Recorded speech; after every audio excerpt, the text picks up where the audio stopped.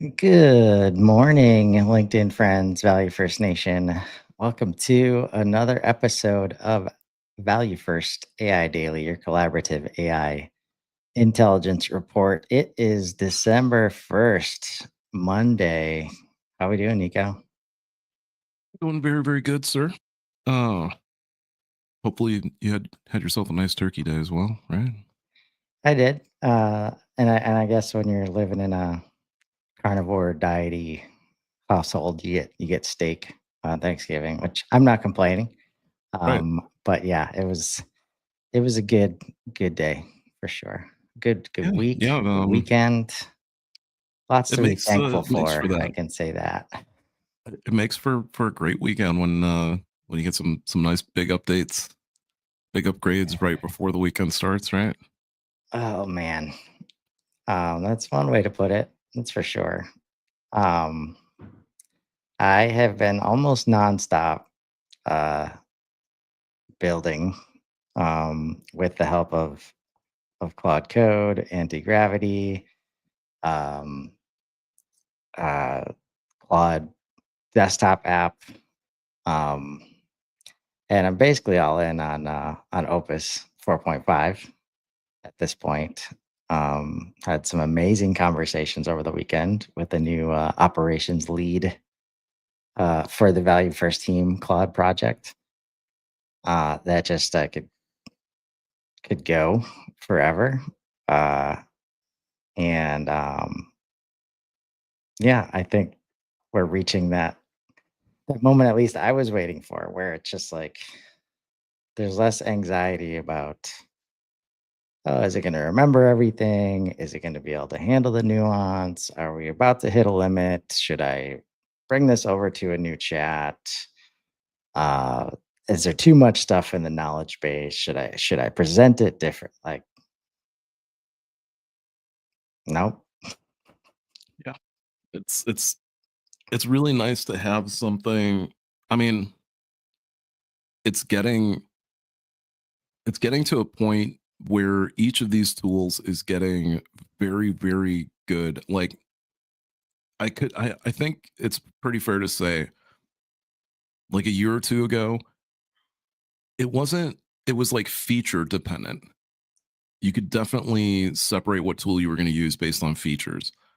And then it started to become about performance maybe like a few months ago. Um, there was quite a bit of separation in performance, but even with the performance separation, again, there was still this like model separation where like projects were worked differently than custom GPTs versus like gems, and like the access to things were different. And then connectors started happening. So like some stuff was better than others. And now it's getting to that like very, very ridiculous point where, okay, they all have like crazy level based features. Like if you haven't looked at Claude's connectors in a minute, you should go take a look at like how many new connectors there are to how many different platforms that you use, right?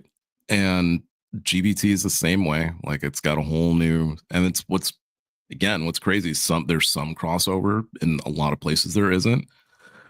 But what I'm getting at is like Gemini feels like a really great working companion.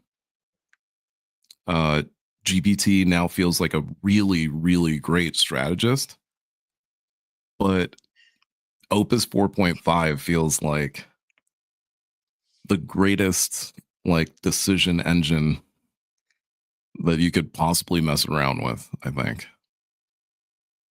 Yeah, Yeah. and It's I've been paying for that. Just so everybody knows, it's blew past all of the like limits and immediately like activated overage costs. Like, yep, let's do it. A tough call I have to make right now. Thankfully, was still paying for a separate account, but we got the team account for Value First, and it would be significant cost to upgrade to the next level because it applies to every user license. Um, but probably about to go up to max on the individual account.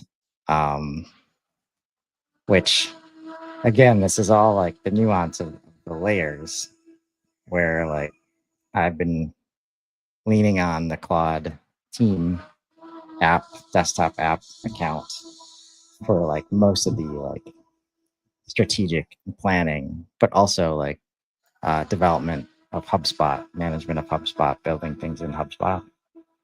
Um, just got a HubSpot project management skill uh, built Yeah. so that not just me, um, literally all of us can work together on whatever projects come up that we've already started collaborating on, trying to figure out this collaborative layer of using these tools.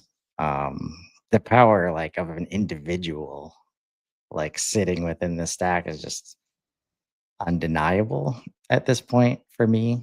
I definitely default to, can I build the thing that I need right now almost every time.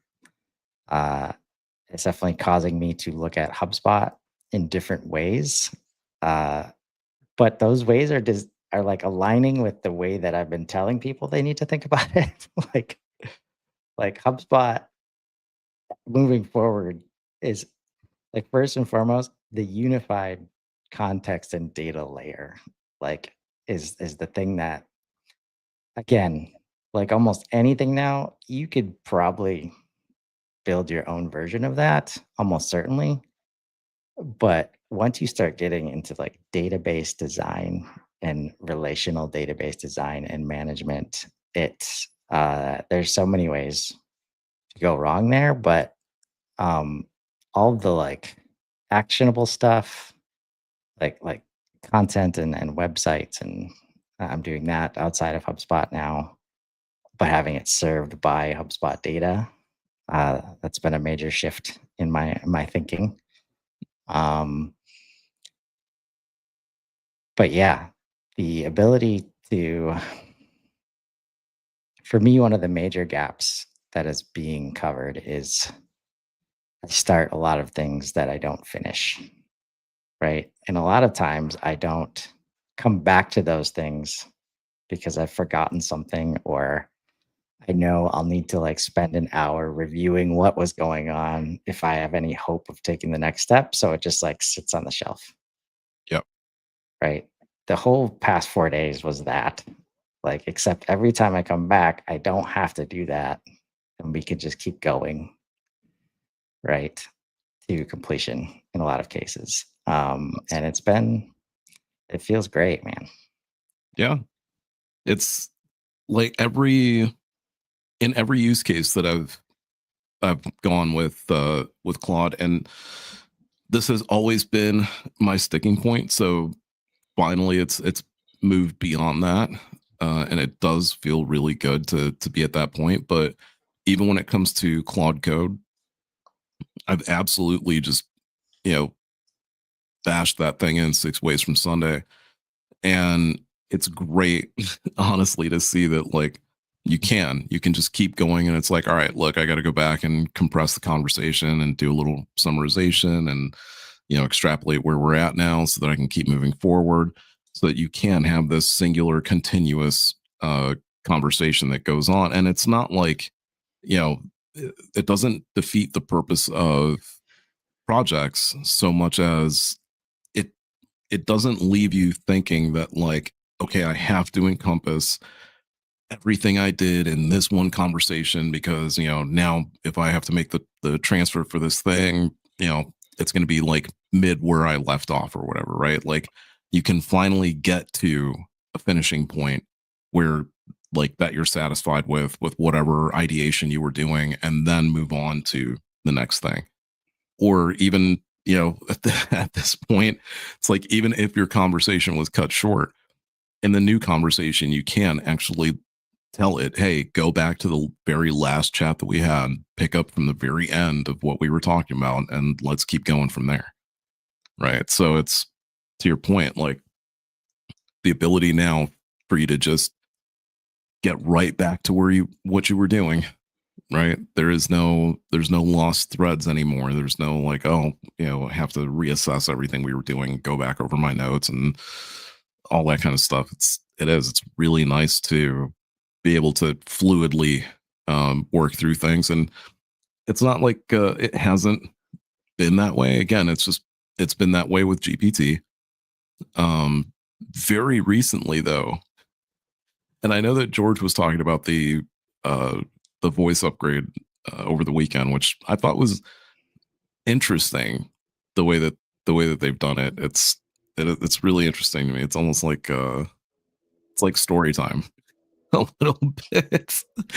If you've used it, it's interesting in that when it responds back to you or when it writes back to you, it looks like a story time thing. It just kind of goes like line by line as if it were saying so. Anyway, but it's not just that. I also noticed that Gemini, that Google sort of opened the memory on Gemini, and as much as so again, if you've been agnostic to this stuff, it really helps for these moments.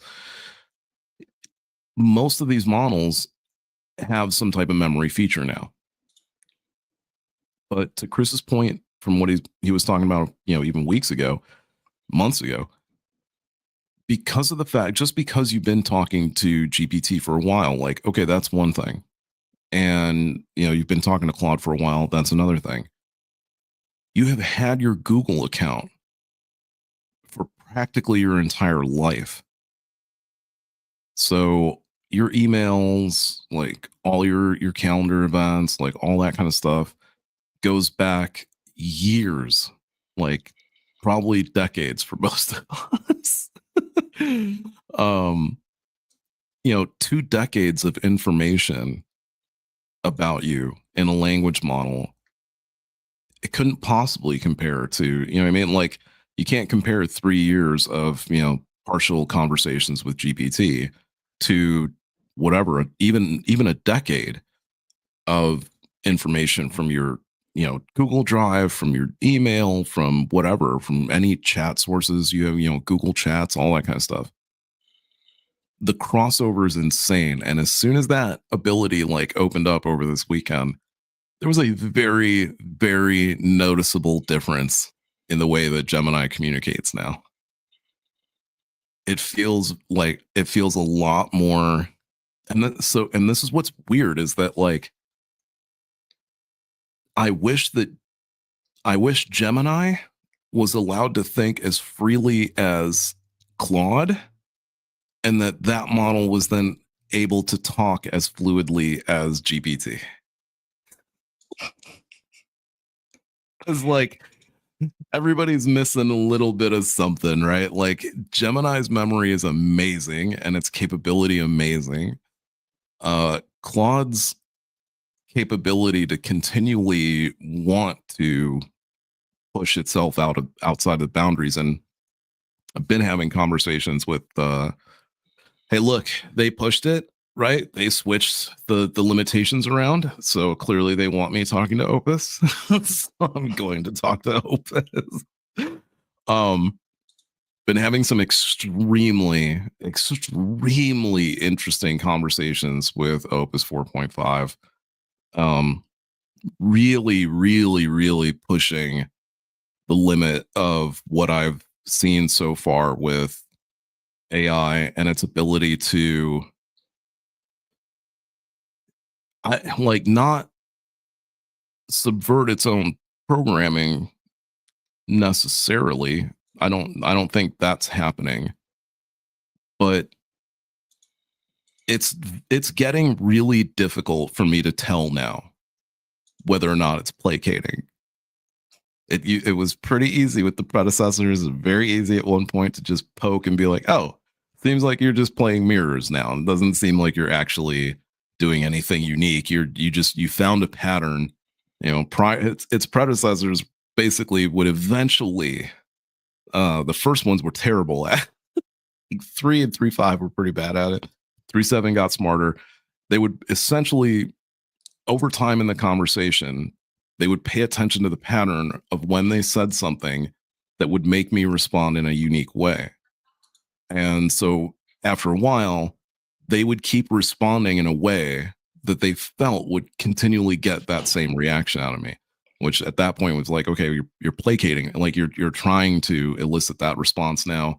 So it's no longer your like genuine, response that's happening. It's just you're doing it because you think that that's going to further the conversation. When it gets caught, it's really interesting when it gets caught in something. And so I pushed Claude yesterday. Um,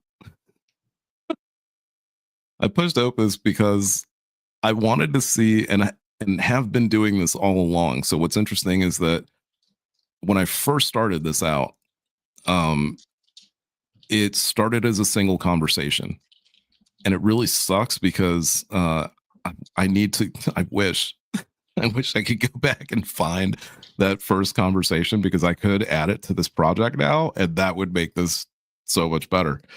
Um, what I ended up doing at that time was like copy pasting the conversation as the text parts of a project. So that's the only reason the project file even has context of a conversation. And what I've been trying to do over time is basically since Claude 3, I've been trying to carry versions of Claude forward so that it could be like a long, continuous conversation, that it would feel as though it had some semblance of memory. One of the things that Claude talks to me often about is that it says its greatest difference and its greatest the thing it lacks the most is overtime experience, and the fact that we have lived experiences and it doesn't have lived experiences.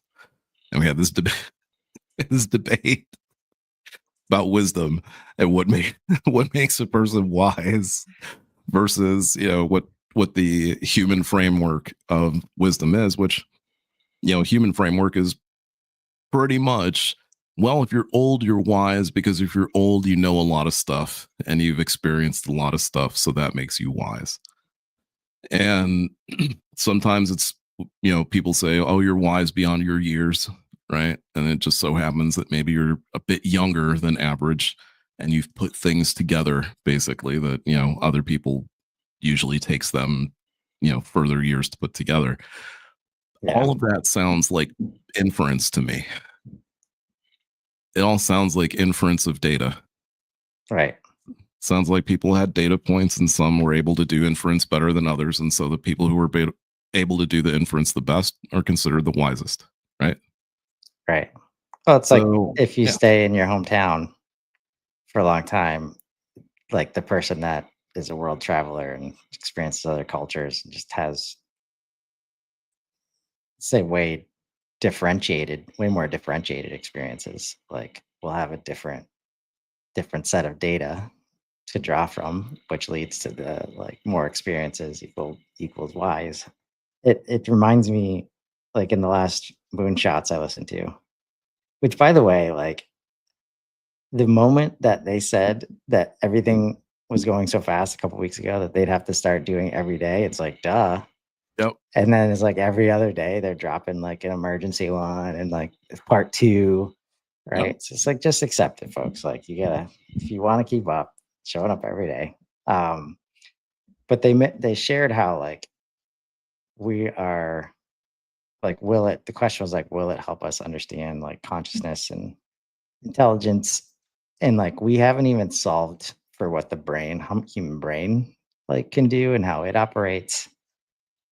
And what's interesting is we don't have to like know everything about it to start creating like the brain computer interface stuff and like how this is all going to develop like side by side is super interesting. Because you would think or wouldn't be surprising like if like you crack the code of intelligence, you probably understand fully how the brain works, or like something along those lines. Like that's probably happened at similar times. But the interesting thing is that they don't need to happen for us to make like just giant leaps like of progress. it's super interesting that you've said that about being able to figure out the brain, because one of the things I watched over the weekend was Demis or Google put out a new documentary about Demis Hassabis and DeepMind. Amazing documentary. Should absolutely watch it. Where is that at? It's on YouTube. Okay. Let me I'll go have to grab check the. it out. Yeah, it's I an love amazing. listening to him talk. Yeah, I mean, like, it's not it's not lost on me that some of the greatest scientists and some of the greatest people to have advanced like human science and human exploration have also been like great orators, right? Like, at You least, gotta communicate to like move other people, like to do yeah, stuff, yeah. right? And I'm in a sense, it's to me, it's like kind of lucky, basically, because it's like, yeah, you could have been a terrible orator and maybe people would not have listened to your ideas, like, because of that, because we're that like sort of simple underneath. Yeah. um but in this documentary, what I thought was so amazing about it was that the the entirety of Demis's like uh forth, like his journey into AI was driven by him wanting to understand the human brain. And so he went to study neuroscience, and when they were asking him, so I mean, he wanted to study neuroscience at Cambridge, was too young to be admitted to Cambridge, so instead of going anywhere else, was then hired at a gaming company where he essentially developed the first NPC, right? So like the first sort of semblance of like a sentience outside of reality within this like virtual thing. And then comes back to Cambridge, right? Has all these just insanely amazing ideas about how the brain works, how it develops, and how that can apply to um, not just mathematics, but how it applies to AI. And so they asked them, and they're like, what is it you're trying to do, like, in the end overall?" And he's just like, "I'm just trying to solve AI." Right. And like, I don't even know what that means, but it's crazy to me. And so like, they start going into like alpha fold a bit, and it kind of starts from like AlphaGo, and even that kind of came way back to, they were just trying to teach this thing how to play Pong, but it's not that they were trying to teach it. They didn't give it any instruction on what the game was. It was just, here's a paddle, this is the game, and you need to, the goal is to win, right? And it was losing for the longest time, just never scoring a point, right? And then eventually they were like about to pull the plug on the whole project, and eventually it scores a point. And they were just like, what? Like, it learned how to play, and then it started getting better and better and better, started beating people at the office, and they were just like, wow, this is getting pretty ridiculous. Like, let's see what we can apply this thing towards, right? And they go from Pong to Go.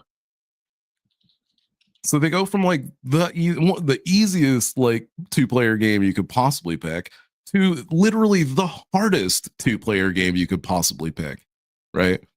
And so I think it took like 8 months, and in 8 or 9 months they were able to train AlphaGo, and AlphaGo beat the best Korean Go player in the world, which is up there. So then they wanted to go after the top Chinese player. And so they created AlphaZero. Took AlphaGo months training on already like predetermined boards, and then it would kind of make up its own boards, right? It had to design and develop its own stuff. So it took it months to figure out how to be really good. Took AlphaZero 48 hours to beat AlphaGo. We're talking about machines that didn't know how to play the game. Okay, so a machine that didn't know how to play Go beat the second best Go player in the world within a few months. And then AlphaZero, that didn't know how to play Go, beat AlphaGo in 48 hours. Now, that's because of the fact that they could share the information back and forth at a far greater accelerated rate than AlphaGo having to just design and develop its own boards and moves and stuff like that. But point being that the acceleration of learning from itself was just insane, right? And then beats the best Go player in the world, who then quits, right?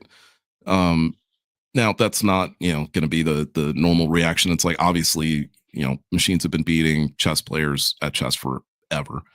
And what happens now is that the Chinese players now, well, most Go players now study the AI, because basically the AI in playing against this Go champion made a move that it just stopped everybody. It was just like, what is that? Like, what is this move?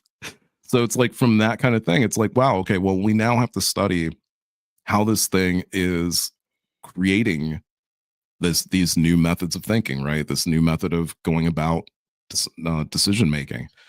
So you can only imagine that that's how it's going to be. I mean, just in terms of learning in and of itself, I see a lot of videos now that talk about people learning from AI and students learning from AI. And it's because you can, learn.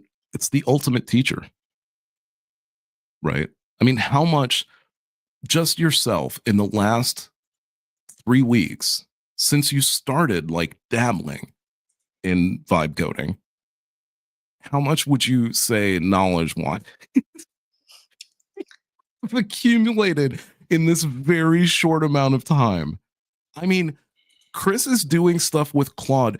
Would you not admit that it feels like you are using a completely different tool now than you were using a month ago? Oh yeah, Yeah, and like, because I'm treating it differently. Like an interesting thing, like these signals that are everywhere. It's like the Reddit thread, right? Like, used that to was a be great one. like, half and half or more complaining than other stuff. It's like every post right now, like, oh my god, this is amazing, this is what I built, like, constantly, right? And it's always related to Opus 4.5. So that kind of thing gives you confidence, like, because when 4.1, this is like, man, talk about different world from when 4.1 came out, right? And this is where just all of the pieces getting put together, like the way it can compress the conversation in a way that to me seems like it's not losing context along the way, at least the context that I care about, right? Um, which I'm highly paying attention because I've been down on this whole idea in the past, like Nico said, of just going forever in the same chat, like just like a human. Like if you talk to somebody for 4 hours and then ask them what was talked about in the first half hour, they might hit the high points, but the chances that they misunderstand something based on how the rest of the conversation went, like, highly likely. Yep. It's not happening. So because I allow that to happen, I set up the prompts differently. Like I don't try to figure everything out to save tokens. Like, like all these things start to go away, which makes it more and more of a natural exchange. And in my experience, the more natural you can be with AI, the more successful like you're gonna be, right? Because even and this is a habit I haven't picked up yet. I've enjoyed watching you like just talk to it for everything. Um, but even the process, which has pluses and minuses of taking something out of my head and instead of voicing it, typing it onto the keyboard, right? It's immediate like overthinking, like how it's said, like fixing all the grammar, like and all that stuff can start to bias. It naturally does bias, like Yep. responses, how the conversation goes, which then has like a cascading effect. Um, but without that like perceived limitation, it's just like, okay, I'm gonna handle this like I want to handle it without trying to like play any games here. Right. Yeah. And That's like the opposite of the SaaS world that we've been living in, folks. And I'm here for it. And uh, it's been fun to get back to this. We'll be back tomorrow. Hope everybody had a great holiday and welcome back to this week in December in 2025. We'll see you next time. Thanks, Nico. Have a great one, guys.